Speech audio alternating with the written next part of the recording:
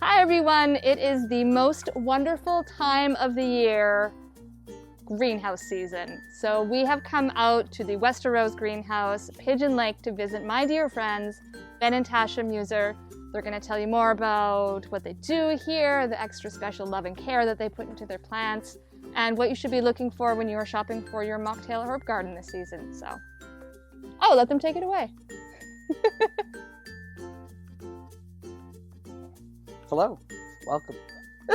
You're at Westerose Greenhouse, which is kitty corner to the village of Pigeon Lake.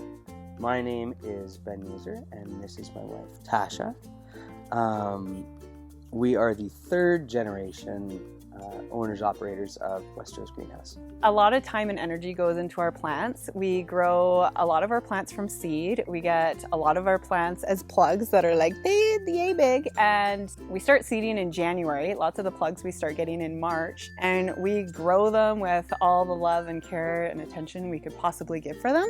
There's a difference between using experience to grow plants and understanding the plant and understanding what a plant needs than watering a plant at 7 a.m. and 2 p.m. We check each plant separately to see its watering needs. We don't just fan over the lot. So we take a lot of care and attention. Yeah, you touch 10,000 plants twice a day. It's a crazy gig. We have so many different varieties of plants here. We've got everything from your herbs to your vegetables. We've got dozens of different kinds of tomatoes. We've got roses. We've got your trees and shrubs. We have pineapple sage, which smells incredible.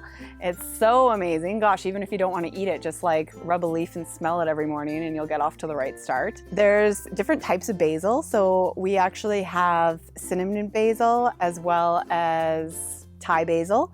So those are a couple types of basil that people aren't always familiar with and that are amazing. Lemon thyme is kind of gaining popularity. It also smells so divine. You'll have to let me know if there's a mocktail you can make with lemon thyme, because I quite like that. They always say with your planters, have a thriller, a spiller, and a filler. So there's lots of options. You always want to be aware of what you're planting together, because some herbs don't play nice together. So it's always good to make sure if you're putting things in a planter that they have the same water requirements. So if they like to be a little bit on the dry side, don't plant them with a mint that likes to be well watered. Basil is one that likes to be planted by itself. I've heard lots of people that plant basil as a companion plant to tomatoes actually as well.